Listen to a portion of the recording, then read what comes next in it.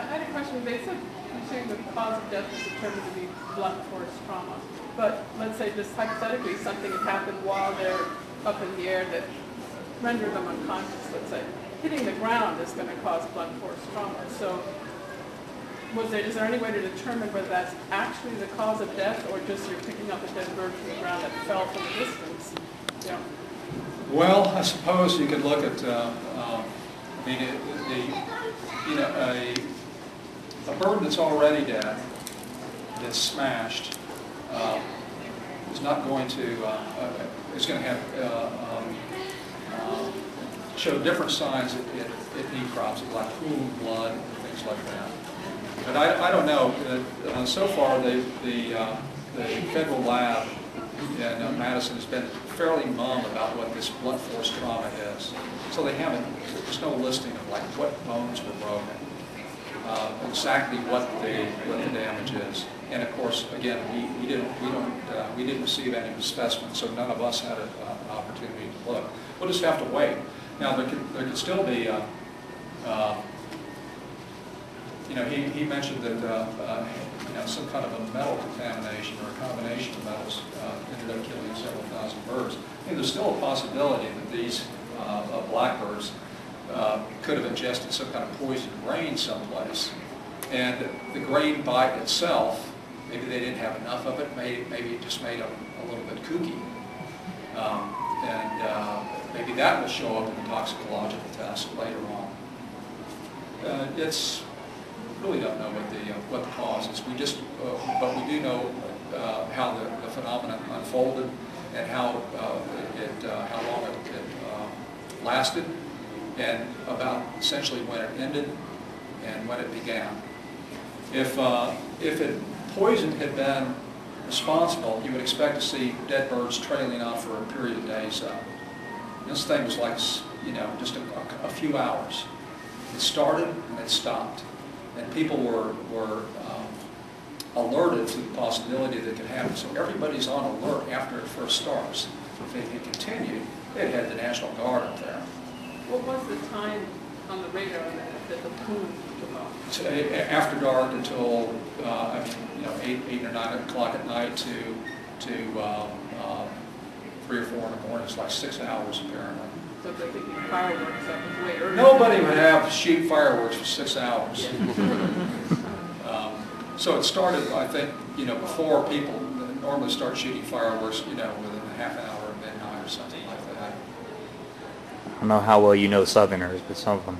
Yeah. Would you care to comment on our recent local experience with the chimney swift dial-up, which you actually had some? Yeah, there was an incident very close to Washington that occurred last October, and Claudia Angle here, sitting in the front row, detected this. She was coming up 295 in southwest DC, and encountered chimney swifts dead on 295 all over the place, scattered. Hundreds of them, apparently. I don't know how many hundreds were there. I made a wild guess between 200 and 300 are dead. 200 or 300 were dying, or dead or dying, and she recovered several bags of specimens. Almost got herself killed, is what I heard. Scampering back and forth across the lanes of 295. This is dedication. Yeah, dedication. Bagging these things up, and they're brought back here, and we do have the opportunity to actually look at them and to find out what is causing death. And most of these things, or a good part of them anyway, it's pretty apparent that they flew into either the Jersey barriers or were hit by cars or trucks. And what I think the prevailing hypothesis of why they were doing what they were doing, the Blue Plains sewage treatment plant is adjacent to the stretch of 295, and there was a kind of a low ceiling, I guess a low atmospheric ceiling that day, and a bloom of midges from the treatment plant, and the chimney swifts were swooping just car level back and forth across the highway, catching these aerial insects. But anyway, that resulted in the deaths of 200 or 300 birds. It could have been twice that many or 10 times that many if they had landed off the highway in dense vegetation or thick grass where you couldn't see them. But 200 or 300 in a couple hours. You know, is it a natural occurrence? Well, no, it's not quite natural in chimney Swift's world to have, you know, semi-trucks and cars whipping back and forth across a feeding platform, you know, but it did happen. In Gary, as small as they are, and I was in heavy traffic, no one was aware of it. But Yeah. I'm sure thousands of people were leaving on 295 at rush hour, and they were all over the road. Just Well, see, bird people have this kind of a sixth sense about things that happen with birds, so they would notice something. She but would meaning notice that they something can like happen that. often, and people just don't know. Yeah, and if you know, several people hadn't reported that, I mean, it did make local news, and local people, Audubon societies were very disturbed by what had happened, and kind of, again, there were questions about who caused this, what could have caused this thing. So, you know, it has to be something bad. Well, no, sometimes accidents happen. And anyway, this chimney swift is another example. Now, there are lots of, in the history of ornithology, there are lots of natural events that have been recorded. In one snowstorm in Kansas, they estimated that 50,000 Lapland longspurs died in one snowstorm. Got caught up. So a blizzard in Kansas, kids, 50,000.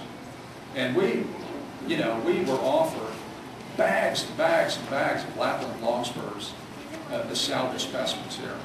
The guys in Kansas called us up and said, you know, we've got like 500 here. Can you use any of these things?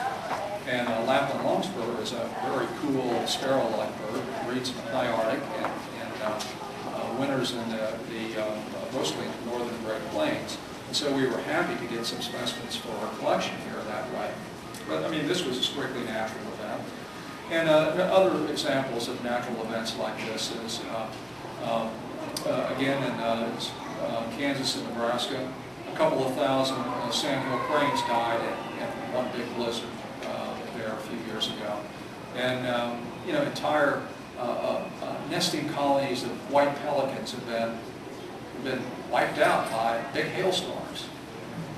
So natural disasters like this happen all the time. And I mean, it's kind of regrettable that they do, because some of these birds are quite scarce, and we really enjoy seeing them when they show up. But natural accidents, I mean, all these birds are eventually going to die of something, and most of them don't die of old age.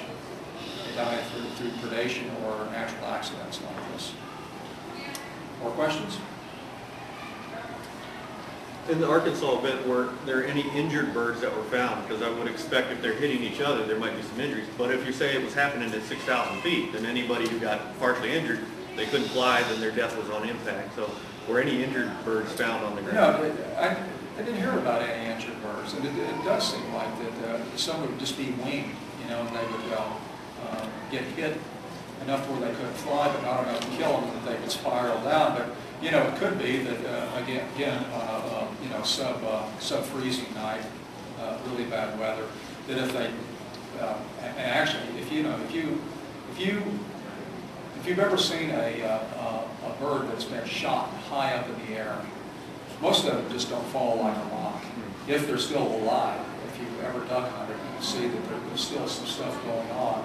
And if you're 6,000 feet up, you can drift a couple of miles, you know, sideways as you're coming down. So maybe the wounded ones, maybe only the ones that died of you know, severe sudden impact caused death fell straight down like rocks, and the rest of them kind of drifted away if it was at high elevation. But again, I mean, that's just speculation. We really don't know.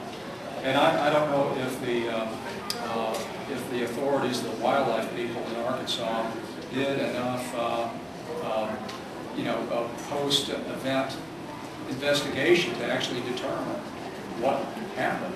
If anybody did any systematic surveys, for instance, kind of like transect counts running out of town, away from the roost in different directions. Did some random counts to find out what was happening, to find out if there were any, you know, injured birds lying about. Just don't know. And by the time, you know, we really heard about it, it was kind of too late to do anything about it. Any more?